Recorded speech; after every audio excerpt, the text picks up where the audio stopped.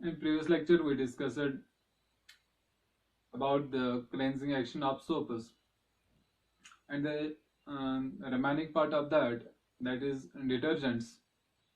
Today we are going to discuss it.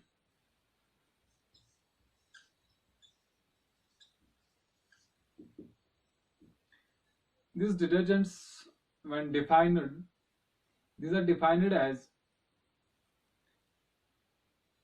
are the sulfonate or long chain of sulfonate salts. These detergents are the long chain of sulfonate salts. This long chain means same as in soaps alkyl part, and the ionic part here it is sulfonate salts, and that was the carboxylic acid salt. Here the ionic part is the sulfonate salt. When these taking an example of this detergent, first it is sodium alkyl sulfonate, sodium alkyl sulfonate, as its R means alkyl group. It's attached to oxygen, which is further attached to sulfur, which is further attached to sodium, oxygen and oxygen. And this part, this is alkyl part, and alkyl part or hydrocarbon part, and this remaining part, which is known as ionic part. This hydrocarbon part and this ionic part, here the ionic part is the sulfonate, here this ionic part is the sulfonate salts. And another example taking here, it is sodium alkyl alkobenzene sulfonate. It's denoted as R, and here it's attached to a benzene ring which is attached to sulfur and the remaining salt.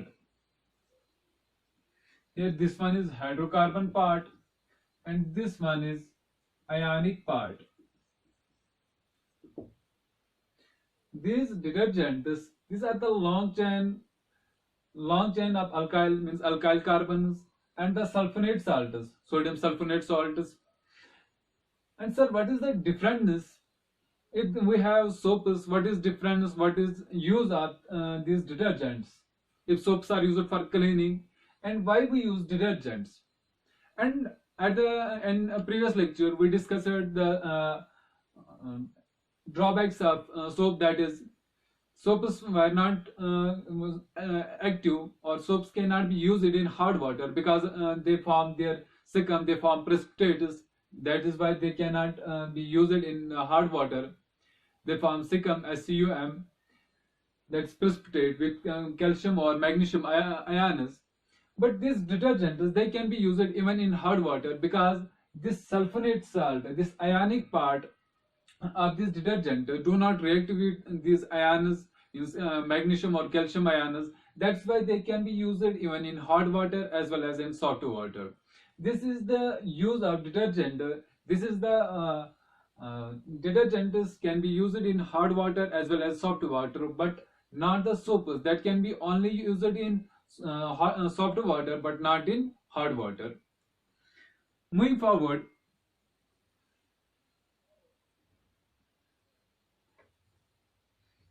it was just its introduction. And the most frequent question which is asked in usually board exams frequently, that is difference between soaps and detergents. It's one of the most frequently asked question. That's difference between soaps and detergents. First, these soaps,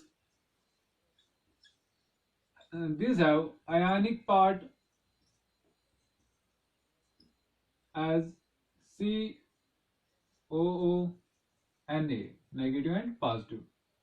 These soaps have this ionic part, while as detergents have sulfonate ionic part, that is they have, sorry, SO3 negative, Na positive as ionic part. Another difference between soaps and detergents is that is they can not be used in hot water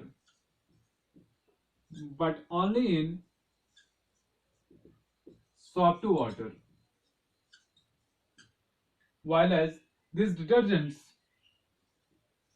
they can be used both in hot water as well as soft water, because these soaps when used in hard water they form secum, that's precipitate, do not form micelle. But these detergents they have this sulfonate part, ionic part, they do not react with this these ions, magnesium or calcium ions, that is they can be used, they are active in both hard water as well as soft water. Next example, difference between the soaps and detergents. These are these soaps are biodegradable and these detergents these are non-biodegradable.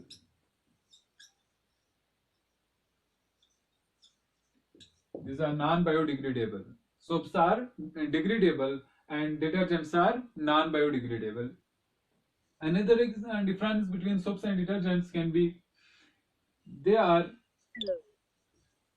less soluble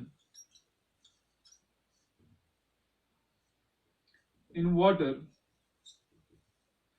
and these are more soluble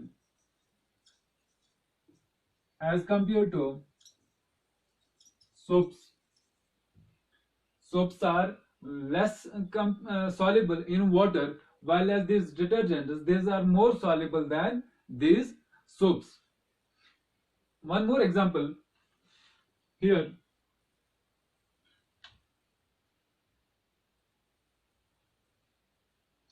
Fifth example, these soaps these are less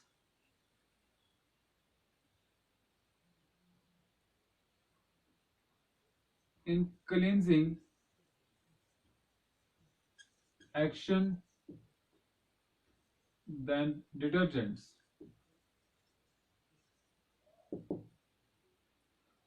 Assembly they have less cleansing action than detergents, while as detergents they have more cleansing action.